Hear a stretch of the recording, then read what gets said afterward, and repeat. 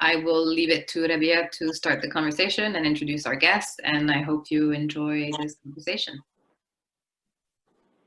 Yes, thank you, Amani. I also would like to welcome you to this third journey that we're doing. We've been to Egypt with Tamer El Said. Yesterday, we went with the team of Tramontan to Beirut. And today, we're going to take you to Palestine on 3 different journeys, actually. A journey by car, a journey by bus, and a journey through a spaceship. I'm very delighted to have 3 filmmakers, 3 very different filmmakers, 3 very distinct voices who made the films that are available in the program that you are all invited to see until Sunday if you did not have the chance to see them yet. Larissa Sansour directed Space Exodus, Rakan Mayasi directed Bombone, and Roy Deeb directed Mondial 2010. I want to just briefly introduce our guests tonight. Larissa was born in East Jerusalem in Palestine. She studied fine arts in London, New York, and Copenhagen. She has a very wide range of interdisciplinary work. She works with video, with photography, installation. She uses the internet a lot, but she also uses the language of film and pop culture in the various things that she does. I don't know exactly what Larissa does because Larissa does so much, so it's always a discovery. But one particular thing that I invite everyone to see or have a look at if you can, we're screening the earliest work of Larissa as part of this space trilogy that she did, which is Space Exodus, which was directed in 2008. But as part of this space trilogy, which tackles loss, belonging, heritage, and identity, Larissa also directed Nation Estate in 2012, and she finished the trilogy with In the Future, They Ate from the Finest Porcelain in 2015. So Larissa, thank you for being with us. We're very honored to have you among us tonight. Then I would like to introduce Rakan Mayasi, who's the director of Bomboni. Rakan is an independent filmmaker from Palestine who's currently based in Beirut. He was born in Germany. He was raised in Jordan, and now he's joining us from Beirut. Rakan studied cinema, theater, and psychology in Lebanon, and he did so many short films that have toured a lot, including Rubama, which was at Locarno, and Bombone, which premiered in Toronto. Bombone has then traveled the whole planet, and Rakan has won several awards for this film. And Rakan has also now a wide range of projects that he's working on, including his feature debut. So Rakan, thank you also for being with us. We're very delighted to have you, and thank you for joining from Beirut in these troubled times. Also joining us from Beirut is a friend of the festival, a friend of SAFAR, Roy Deeb. Roy is an artist who lives in Beirut. He works on formal and conceptual levels. He has worked as a journalist. He worked in theater. He works in video art, but he also works in film. And the film that we're presenting, Mondial 2010, was screened at the Berlinale some years ago, where it won the Teddy Award. But Roy also has directed a feature film, The Beach House, which has also toured quite successfully throughout the world. Roy's film has screened also all over the planet. He has taken part in the Sharjah Biennale, in the Beirut Art Center, also at Video Brazil. So Roy's film are also quite journeys in themselves. So Roy, also thank you so much for taking part in tonight's talk, and we're very delighted to have you with us. I would like to start because our edition this year is about journeys, and SAFAR is a journey. I wanted to ask the 3 of you first, what is a journey for you before we go into your journeys with the films that you have directed? How do you define a journey today in light of this year where journeys have been more or less impossible to undertake? If anyone wants to pitch in first. Well, I can start. I think my last film that I made is called In Vitro, and I made it for the Venice Biennale, I was asked to represent the Danish Pavilion. And it's a film about a group of scientists from Palestine that escaped the apocalypse into a bunker. And they try to make sense of of their history, what to keep and what memories to keep and what to get rid of. And so they come up with a whole cloning program and build a new generation that is based on their own dreams. And for me, now I'm working on a sequel to that work, and I'm working on a feature.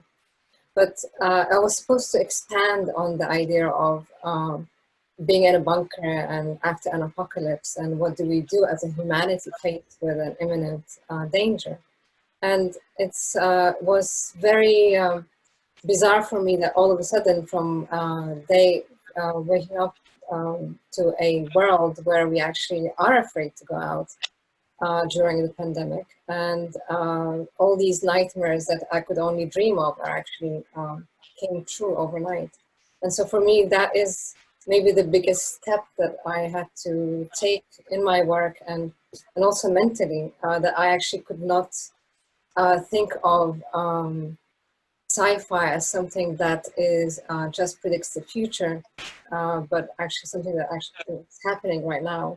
And therefore, I kind of almost needed to make a film that works or addresses what do we do after the disaster. So that's what I'm working on now. So I couldn't really think of a work that is about being stuck in a bunker underground. So trying to make sense of our predicament and trying to understand how we are so not prepared to face an imminent disaster, such as the environmental disaster or something like the pandemic, is just very clear right now that we are just not prepared, and all our dialogues are about, with the rise of nationalism and with several major governments in the world proving to be disastrous in their leadership. It's very scary to think that we are in this position where we just don't know what we're going to be doing. So I think that's maybe where I come from. Like, I think that's what I've been thinking about during the pandemic. That's where my work is going as well. I mean, I wouldn't want to count this year in, so 2020 is not, let's say, countable. With the exception of it, I mean, I like to look at a journey with the poetry in it. Like, if you're, I don't know, if we're traveling in a bus or a car, or, the way the wind hits the face, the hair is going flying with the wind. It is no longer about reaching the place, but about contemplating on the way. The time to imagine while you're in the trip. If this was a physical trip, no, also if this was a journey of self-realization, maybe. That's also something else, but it could also happen while we're contemplating. So, of course, with this pandemic and when we're locked down, we tend to miss out on these, and it's kind of weird. But this is how I see the journey.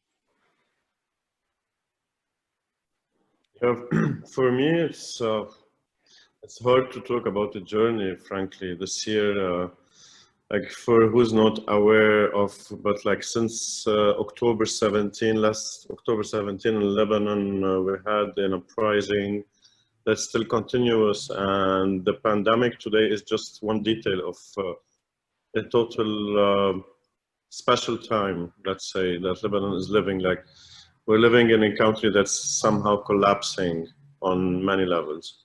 So, as an artist, I honestly have a block since a few months, and I had a plan to work on a new feature film that I never succeeded to write any word till now.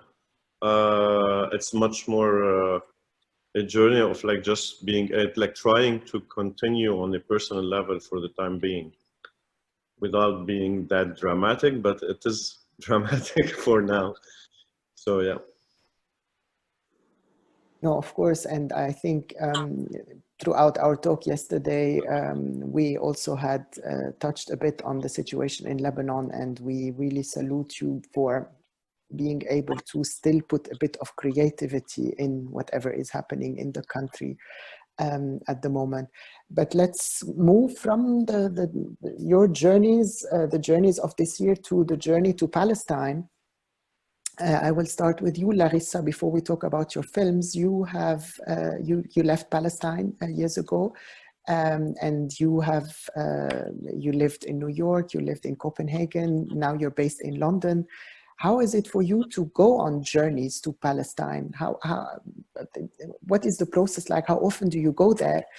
And what is it to go on a journey to Palestine for you? You've lived there in your childhood, of course, but now you go there, I imagine, with a different setting in mind. How do you prepare yourself for Palestine? I mean, of course, like anyone else who has lived outside of their home for such a long time, you start seeing yourself from kind of a bird's eye view. So you're not really in the trouble zone. You're actually looking at the trouble zone from outside, and that opens a lot of different ways of looking at it. But it's very problematic for me to go, even though I have many other nationalities and passports. I'm still a Palestinian when I enter the Israeli border, because unlike what people might think, I mean, there's no real Palestinian authority with borders. Everything, whenever you enter Palestine, you have to go through Israel. So I get checked by the Israelis. And so once you're a Palestinian, you're always a Palestinian, no matter what nationality you have. And if you try to lie about it, you're just going to be sent back or get into trouble, because they know, and they have all the information in their computers. So it's really a kind of a big commitment to go to Palestine, because unlike what I used to do, say 15 years ago, where I would just go to by plane to Tel Aviv and then just take a taxi for an hour and I'm in Bethlehem. Now I have to go to Jordan because I'm not allowed to enter Israel, the Israeli airport. So I have to go to the Amman airport, and then I'll spend the night in a hotel there, and then the next day could be stuck for hours crossing the bridge. And crossing the bridge is another form of humiliation and abuse by Israelis, and this part of a strategy to make it so hard for Palestinians to come back that it's almost called silent transfer, or like make life so hard for Palestinians that you cannot live there or you cannot come back either, or you can, but it's very hard to do that. So in that sense, it's really just out of spite that I go to Palestine sometimes, to just make this impossible for Israelis to just, shun out Palestinians. But at the same time, I mean, I have my family home there, so I remain there. It's a nice house, and weirdly enough, it's a very relaxing place for me, barring all the bombing and all the stuff that you hear all the time. But I mean, there's a way of being there and knowing what is dangerous and what's not. And so you can live there somehow. But I tried to actually move back to Palestine at some point, and with the way things are going, it's impossible to even meet people. Like if I'm in Bethlehem, where my house is, I can't meet artists in Ramallah because that takes me 2 hours to get there through a very dangerous road, and a road that should have taken me 14 minutes takes me now 2 hours. So there's hardly any exchange. I mean, I think Zoom is perfect for what's happening in Palestine, because that's how people can communicate easiest. So sometimes, at some point, it didn't make sense for me to be there. I felt that I could actually makes much more sense to be outside of Palestine, to really look at and help, or be more informative about what's going on. And so I think this shift of context is something that I try to work with in my own work, and often I find it problematic to keep thinking about, the Palestinian problem through the perspective of the documentary. I think through this disadvantaged position. And I think I started making, working with sci-fi just because it kind of allows me to use a language that's quite universal and on a par with, say, voices that we associate with progress, with more, say, more powerful position than the one that usually is kind of given to Palestinians. So, yeah, I'm not sure if I answered your. I'm meandering with my answer, but yes, there's so many No, things. no, that's fine. I was interested in the journey that you discussed the journey to Palestine, which for me is very interesting. And I would like to go to talk to you next about sci-fi. But first, I would like to ask Rakan, because Rakan, as well, you're a Palestinian in diaspora. I'm not sure if you've been to Haifa. I would like to, I mean, you've really lived in different places. So I would like also to ask you, do you have the chance to go to Palestine? Are you allowed to go to Palestine? Can you do that?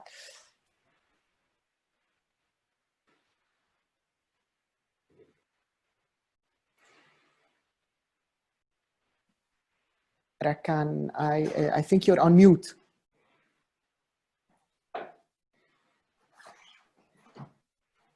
Okay, can you hear me now? We can hear you now. Okay, perfect. Okay, so the internet was lagging. I kind of concluded the question. If I am allowed to go, I mean, so I belong to the Palestinians in diaspora, which means that I was born into another passport, and my being Palestinian is not registered on paper.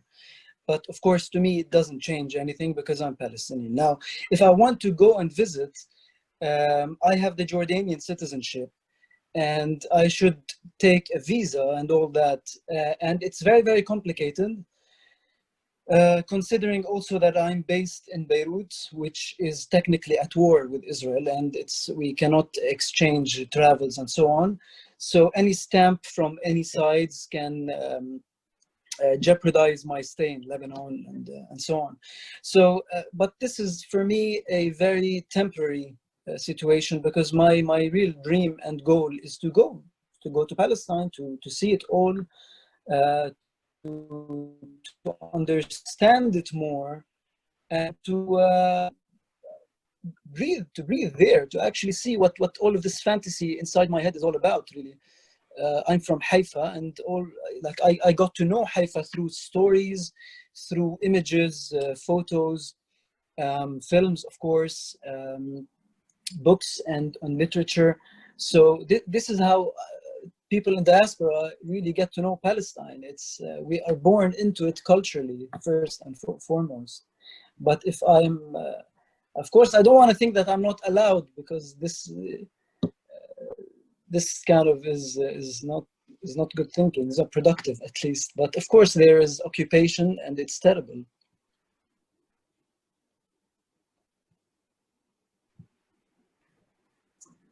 And from that, I would also ask Roy about your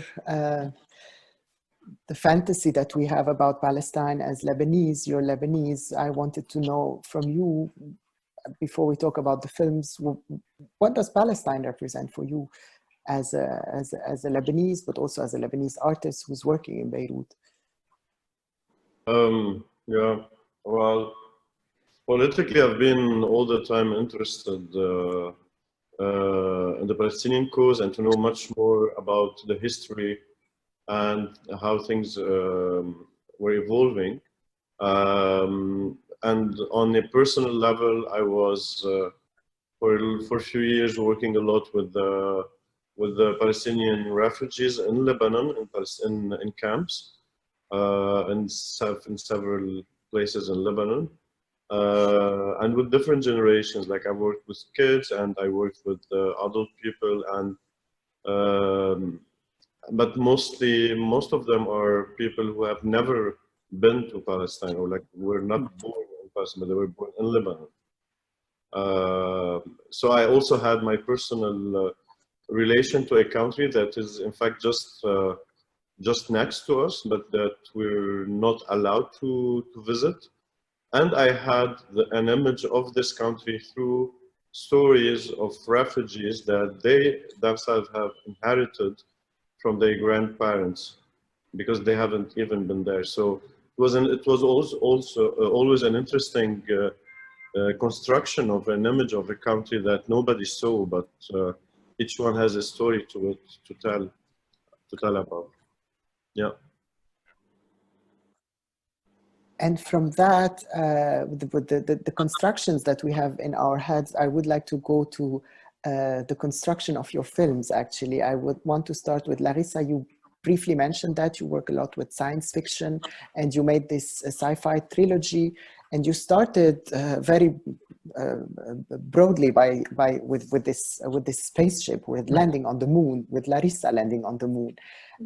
How did you what took you to the moon? What took you as a Palestinian to the moon? How did you come up with imagining yourself on the moon as a Palestinian?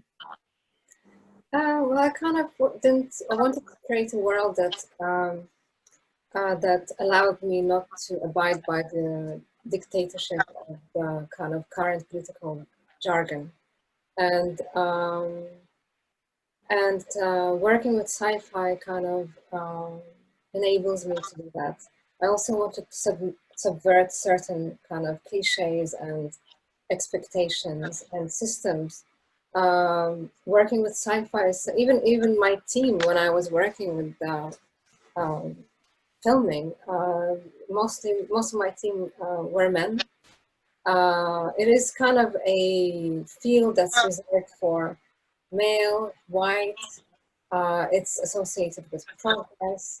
I know that at some point the curator was very interested in my work. She said that it doesn't really fit with my work, or it doesn't fit with our idea of what a Middle Eastern female artist should be really doing. So she wanted handheld and gritty images, and so that was exactly the point. And it made me understand that I actually have to work with very polished images and very kind of big productions, and that is part of subverting that expectation.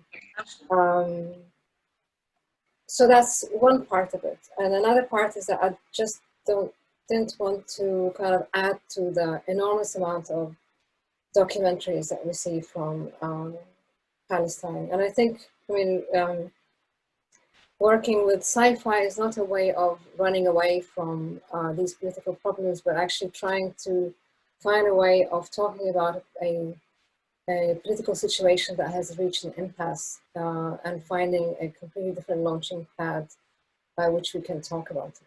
I think that if we keep being constrained to the vocabulary that's given to us, it's always going to end up to be the same story. So that was with the Space Exodus. That was my first attempt to try kind of find my voice in that kind of field. So you see that it's still like kind of like there's you can see some. I think that's like one of my first sci-fi films, so it's like quite low budget, but it's still kind of trying to go there. But it's also a way of so it's taking agency.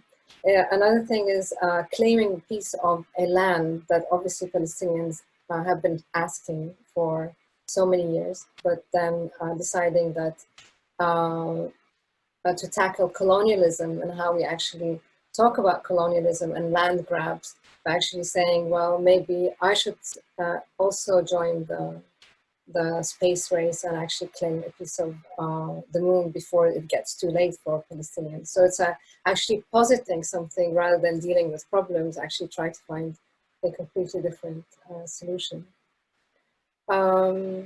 So, and it's quite biographical, and if you think about, not that I went to the moon, but for that the fact that I say Jerusalem, we have a problem. I was born in Jerusalem, but for the last 15 years, I'm not allowed to enter Jerusalem by the state of Israel. So I live in Bethlehem, which is 15 minutes away from Jerusalem. But when they built the separation wall, many families got separated, Palestinian families that just appeared on different sides of the wall. I have friends that I cannot see, they now are in Jerusalem, I'm in Bethlehem. I do get smuggled from time to time, so it's not like I can't go to, but I'm not legally allowed to go into Jerusalem. So it's the film is like a kind of an attempt to say it's easier to go to the moon for a Palestinian than to land to get to Jerusalem. And I say at the end of the film, I try to call Jerusalem and then I hear no answer. So. And from your impossible journey to the moon, which you made it possible to happen, let's say, I want to ask Roy about this journey of this couple who is this car ride in Palestine, or a Lebanese couple who, I mean, in real life is something that is impossible to achieve if you're on a Lebanese passport. I would ask you, Roy, just as before we talk about your film and the making of your film, can you just put the main idea of the film in context for if there are people, audience members who don't know this reality between the Lebanese and Palestine and going to Palestine? Well, yeah, it's Lebanon and Palestine are two neighbors countries, but as was mentioned, Israel control all the borders to Palestine. So as Lebanon and Israel technically are two states in war today, so we're not allowed as Lebanese to visit Palestine, as we're not allowed, in fact, to cross the checkpoint control by the Israeli. So we cannot go by land or by airport. So and this was upon the creation of the state of Israel. As before that, Beirut and Haifa, for example, were two cities very much connected, where a lot of people from Haifa were studying in universities of Beirut and like going through the weekend. So in fact, the going by car from Lebanon to Palestine to the north of Palestine, where everywhere, was something very feasible and accessible. So yeah, my film take that as for granted, and just put us directly in the car with a couple who decide to take their car and go from Beirut to spend the weekend in Ramallah, because they wanted to, like, they were, like the story says, that they were they didn't want to live the euphoria of the World Cup 2010 in Beirut, so they wanted to escape the city and go to Ramallah. And in the story also, we know that one of them have been there for many times, and the other one was the first time visiting Ramallah and Palestine. But as like I would continue from where Larissa started. My point, when I started working on this film, in fact, the sentence that made me think about it in this way was by a journalist, a Lebanese journalist called Nahla Shahal. She once were talking about politics in Lebanon, and she said at some point, like she took a pause, and then she said to the interviewer, you know what? One of the main problems in politics is that we lack creativity. And that's why we keep going in loop in how we deal with politics. And it stuck with me, and it was a drive to start thinking about a few projects. One of them was by this time Mondial 2010. And my idea was like, I'm very interested in the Palestinian cause, as I mentioned. And I'm from a generation who have seen a lot of work from artists, or like read a lot of books about Palestine. And at some point things get saturated, and even the image, or like repeating the same basic right of the Palestinians and the land become redundant, and people stop hearing it at some point. So I decided that I wanted to create this situation where it proposed it from a total different point of view, and and shake reality so people get attentive again to listen to what the story is telling. So that's why I'm proposing, I proposed in Mondial this journey that's impossible for this couple. Plus I added the queer side to the story. So the couple, or a gay couple, trying to push two kind of taboos where you get the audience attentive again and ready to deal with the same story but in a different way, and which allows me to pose different questions. Well, there's a lot to talk about how this film was done. I don't know if you want to go into this now or. We will talk about the making of the films, but first we're just putting the films first in context. So I will ask you, because I think the making of your film is also very interesting with the layout of voiceover. So I will keep that for a minute, but I will go to Rakan and ask him about his bus journey to this prison, which is, unlike Larissa and Roy, is a journey that you've seen, you've read about it, you know, your film is based on actual stories, actually. Can you tell us a bit more what inspired you to embark this woman on this very distinct bus journey to go to this prison with one specific thing in mind? How did you get inspired to do this story? So it all began by discovering a beautiful phenomenon, which is the Palestinian sperm smuggling from Israeli jails, because the Palestinian prisoners are not allowed conjugal visits, which means they're not allowed to make love to their loved ones, and therefore they're not allowed to conceive. So this phenomenon is a beautiful way to resist the occupier. It's a beautiful way to defy the occupation with love and life and lust. So I thought it has to be made into a film. This cannot just pass like that. When I read and I discovered about it. And once I did, I began to read much more about it and to research inside Palestine and to try to find maybe grounded stories with certain details.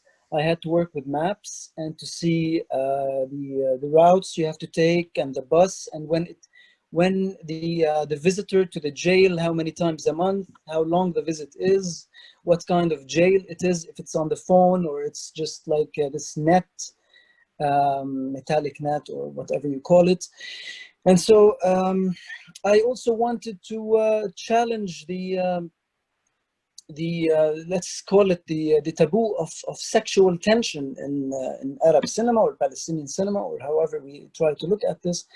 I wanted to make love in a film in a very maybe fresh way, because that's innate already in the subject itself, and it worked. So it was there. And the journey itself in the bus is the journey of the woman, of conceiving, of it's the actual metaphor here is the journey of the sperm into the egg, actually. And at the end of the film, in the credits, this was maybe the conceptual shot in the film is where you see the actual snake road. The bus is white, like a sperm, and it's trying to cross or to finish the journey into the egg, into life, into this was the main idea, actually, if you ask about the journey. But also there's a journey that I went because it's also like discovering Palestine. I mean, we filmed it in Lebanon, we're going to talk about this, but it's also like visiting Palestine somehow, because the entire story is happening in Palestine, but it was filmed elsewhere, so it's a personal journey as well. Yes, and with that, I think it's also interesting because there is a parallel between you and Roy. Roy, you had a very interesting approach to making this film. You had the footage that was shot for you in Palestine, but all the work on the film has been made in Beirut, and you included a voiceover and this. How was it like to conceive the film as such? Did you know that you wanted someone to shoot for you in Palestine? How did you make it happen? Well, one of the most interesting part of making the whole film was the continuous surprise for myself. Like, I was not aware of anything while doing this film. It started with being in a workshop in Jordan with Al Qattan Foundation and meeting people coming from Palestine for the first time in my life, from different cities from Palestine. And I became friends with a lot of people, and they kept going to this workshop for 3-4 years and meeting the same people. So at one night, I was like discussing with one guy from Ramallah, and he was like telling me, trying to describe for me Beirut. And in fact, I was shocked by the idea of how someone who never have seen a city would try to describe it. And so when I went back to Beirut, I started emailing a lot of people from those that I met there. And I asked them to just take a camera and film in the city as if I was visiting them. So film where you would have taken me to. Like if you want to go to a cafe, if you want to do a walk, just like film where we would go together. And I started collecting this material the next year, going to Jordan, meeting those people, taking the footage, coming back to Beirut. So there is something like 12 people who filmed in Ramallah, and I have footages, in fact, from Bethlehem, Jerusalem, Na'alin, Gaza, Haifa, from different cities. But when working on Mondial Southern Antan, what was happening is that the basic idea and started editing. But during editing, I was writing the subtitles on the video. So the script was being written while editing the image. So I had kind of a storyline, but at the same point, I had footages between my hand, and the footages were taking me somewhere else at some point. A very simple example, at some point in one of the footage, someone called the guy filming Yusuf. So one of my character became Yusuf because my character was the one who was filming. And then because it was depending on what the material I had, I was taking the story somewhere, and the Russians were taking me somewhere else. But what kept in mind with me was like, while watching all those footages, was the idea of documenting the disappearance of the city, especially by the scene where they go on the roof. And there's a guy from Ramallah who started pointing all these settlements, and he starts saying this was far and now it's closer, and this is becoming closer and closer and closer. I felt while watching those rushes in Beirut in my home, claustrophobic. So so this whole thing of like witnessing the disappearance of a city was a main thing for me, and it was somehow the main point of like how the storyline continued in the film. But then when I finished the editing and I had the subtitles written, I worked with 2 actors here in Beirut with a sound engineer, and we recorded all the scenes in similar places like in the footages. So what being in the car was shot in the car, recorded as a sound in the car, on the roof, in a bar, blah, blah, blah. And then it was the work of like re-editing the sound and making all the soundtrack working with the video to make it believe as if really those people were in Ramallah and this is their story. And this takes me to Larissa, because with you, Larissa, your work is, I mean, if we get to see the broad, the wide things that you do, I mean, you are the mastermind of everything that's happening. I mean, Roy was saying that he had footage recorded for him. You choose whatever you want. Was it with Space Exodus? Was it with this vertical building that you have in National Estate, the following film that you do? How do you come up with the concepts of, I mean, you address so many wide concepts. How do you manage to come up with concepts, but also how do you translate those concepts as a science fiction film? How do you manage to portray your conceptual ideas into into the spaceship, into this vertical building, into the porcelain that comes later. What is it for you to translate those concepts that you have in mind into a film? Yeah, I mean, I think when I used to work with lower budgets earlier, it was my life was much easier because you have a concept that you find quite interesting, and then you just I used to take my own camera and just shoot. You know? And now it's just that it's becoming more and more complicated. Before I secure a budget, I'm not going to be able to do anything. I basically don't do anything. I mean, I know that everybody that's on the team is going to do the job much better than me because they're professional and specialist in it. So I never really shoot films myself. But I always have very clear direction with lots of sketches. And so even before the storyboarder sketches the whole film, I already have sketches provided for the storyboarder. I designed the costumes myself, but then I have a costume maker that then does it for me, but then I do the sketches.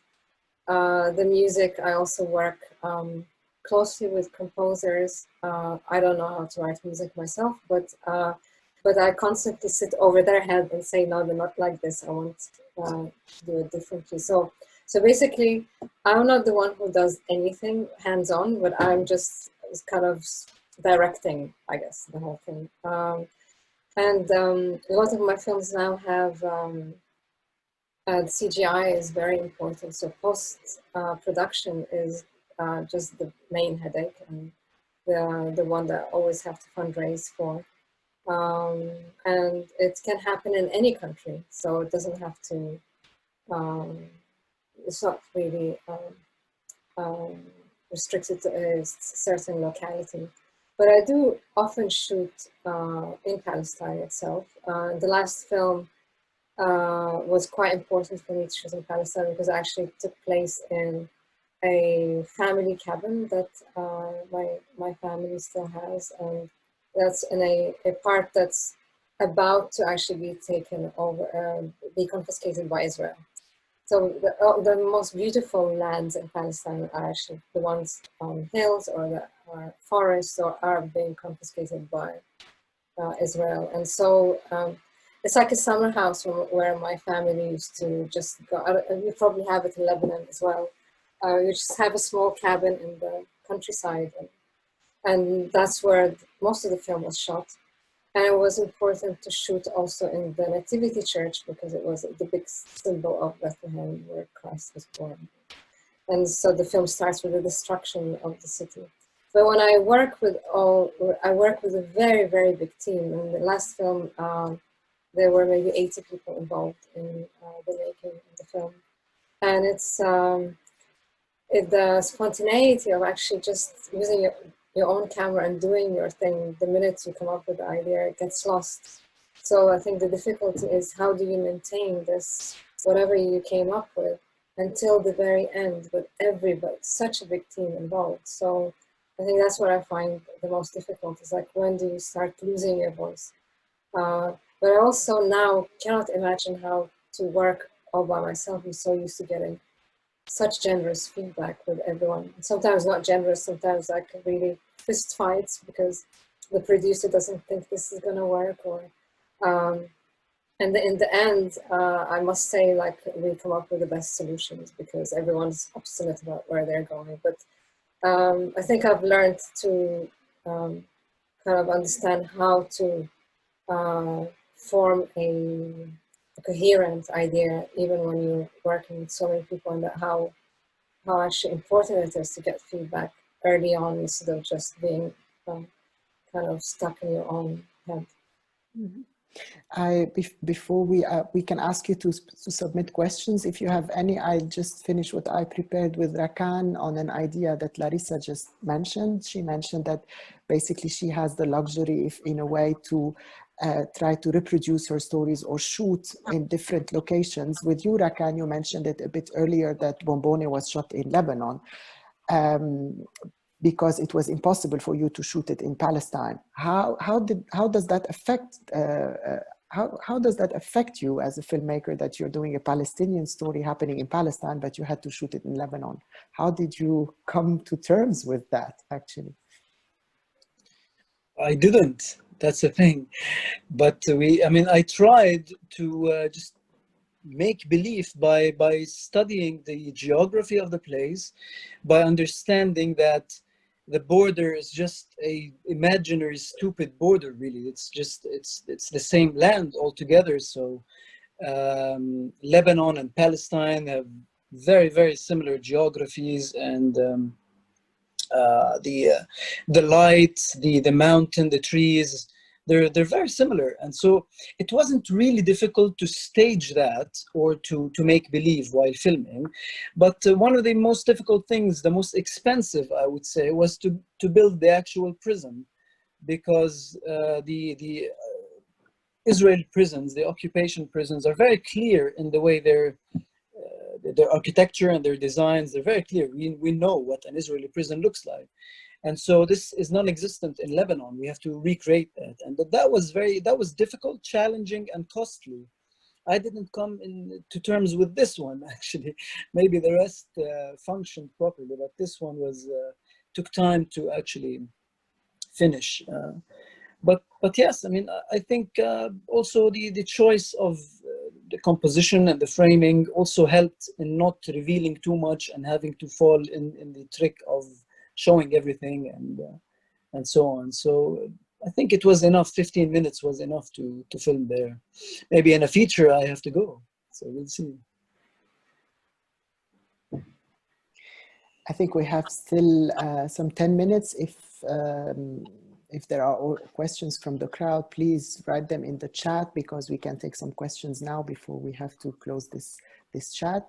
But until we have some questions, if there is a question for Roy. Can you please speak more about the queer relationship depicted within your film? In particular, your decisions taken as a filmmaker in how you depict a queer couple and how this fits to wider representation of queerness in the Middle East? Whoa. Well, yeah, part of the impossible journey was for me the choice also to have the couple as a gay couple, where we would listen to certain discussions without seeing the protagonist, and that was an interesting point also, because usually also queer cinema is related to the body, to the flesh, which is something very important usually. And here we don't see at all the protagonists. We don't see the faces. We don't see the bodies. We just hear their little concerns about like renting a room with one bed or two beds, because this would like be a scandal in the hotel or not, and like such small details. But for me, it was also to try to read this whole political discourse in a different way was also the queer eye somehow helping me to try to give a different perspective and to give different to pose different questions related to the thing. And in fact, here I would like to add something related to a decision that I had to take at some point during making the film that I like, and how it evolved. It's mainly in how reconstructing the city, and this is somehow was also, we can call it queer in a way, because from the beginning, I realized that in fact I don't know Ramallah, and I'm not interested in presenting a documentary about Ramallah or like documenting the reality of a city, but I want to recreate a city that I imagine. So in fact, all the roads in the film, anyone from Ramallah, he would know directly that there's something not working here. Like this road doesn't lead to this place, and this road doesn't take you to this wall. So, but in fact, I on purpose decided to take different roads and put them between different points in the city, and recreate a city that is not in fact Ramallah by itself. And here it comes to what's interesting, was Rakan was saying that in fact he had to create to build an Israeli architecture on the Lebanese land to be able to film his film, which is a super interesting idea, by the way. So something to think about. Yeah. I will also go from what you said, Roy, because we have a question for Rakan. The two protagonists of Roy's film we don't see, whereas Rakan's protagonist we see very well, and you work with two established actors. And there is a question from Claire. Claire is asking you, can you talk about the tone of your film, the balance of humor and realism, and your approach with the actors? Okay, so I mean, the approach was to have contrast and maybe somehow this cognitive dissonance of looking at such stories in Palestine, where conceiving and love and lust is a beautiful thing, but also to take out the drama that is there somehow and put something else instead. I mean, but that is also not to remove it entirely. It's there, we know it, but let's look at this in a new way, which I tried, I mean, to have the prison as a place to play. Not like if they are angry or depressed or they're humiliated and there's no morale or anything, then the Israelis are winning. So if the men and their visitors, they come and there's playfulness there, then that's also a kind of resistance, which I really worked and tried to have this in the film. And so the entire genre of the film is, I would say, a hybrid or a cross genre between comedy, drama, and fantasy. Maybe romance, some will say that, maybe not, let's see.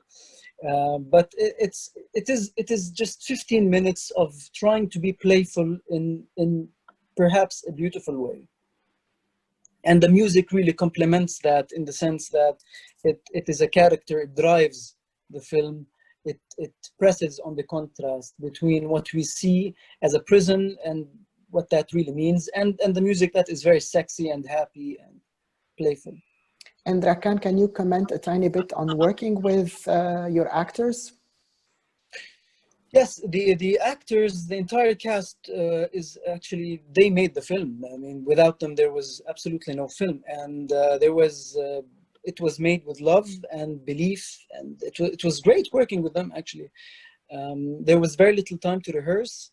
And they were very, very humble, very understanding of the situation. And Saleh Bakri, Ziad Bakri was the first time they visit Lebanon. So it was also very special to them in the sense that, you know, visiting Lebanon and the journey, then again, and to us to host them and to work with them. Rana is Lebanese, Saleh is Palestinian, but everything worked, and there was a lot of chemistry and a lot of love. It was actually a pleasure to make this film, man. Like, it was good times. And then I would finish with Larissa. You were your own protagonist in the space exodus, but now in your films, now you're working with a wide range of actors. You mentioned In Vitro, of course, which is a film that is made with two professional actors that everyone knows. Do you have like a special? Do you see yourself being more in your upcoming projects, or do you like casting actors now for your upcoming projects? It was difficult for me to work with actors because it was a very new experience, since I always cast myself. I hate being in front of the camera for many reasons. But it's also difficult because when you're directing, you want to see what's really happening. And if you're working with time limits, that it becomes really problematic that you're in front of the camera and behind the camera. But in the beginning, it was kind of part of my signature that I appear in my own films. So it felt very weird to take myself out of the films. But now it's just very freeing to actually work with professional actors and just see that everything goes so exactly like you wanted it to be. And working with Hiyam Abbas and Maysa Abdelhadi was just quite amazing. They had a great dynamics, and they worked together before, so they knew each other, so that was kind of easy for them to have that dynamics. And it was important for the film because it was just about those two people. And it's kind of taught me a lot about filmmaking, really working with actors, because coming from a visual arts background where the concepts really rule the film, actors want kind of to be told the story through emotions. So they wanted to know the emotions that make that story. And for me, that was a different way of looking at it. And I think I see myself working more and more with a combination of those two worlds of the visual arts and the film world, where I think I sit comfortably between those two rather than taking one or the other. So I think my work will probably just become more complicated and have more actors. I think we're running out of time, but I just want to shout this last question that we have. It's a question to Larissa or Rakan, whoever wishes to answer very briefly. How do you face the challenge of showing your films to Palestinian audience, especially with the absence of facilities and cinema theaters? Well, in Palestine, there are several small festivals, and that's where they get shown. Certain museums also showed my work, such as the Palestine Museum, which is actually quite an amazing space that was built recently in Lebanon. There are several art spaces that are available for showing, say, video work that run on a week. And there are cinemas, but I maybe would be more interested in how do Palestinian audiences react to the work, because I think it's always a question of how audiences perceive your work in different countries. And that's another, I guess, question. Okay, I would like to really thank first and foremost Larissa, Rakan, and Roy for taking part in today's talk. Thank you for your time. Thank you also for Rakan and Roy for putting up with internet connection, the state of the country, and gathering your thoughts to talk to us. I wanted to also thank all our guests this evening for joining us. It's been such a pleasure getting to know your work and getting to know all of you. And again, I'm sorry that we can't get to meet in person and celebrate the way we normally would have in a festival, but thank you so much for your time, and thank you to everyone who joined this evening.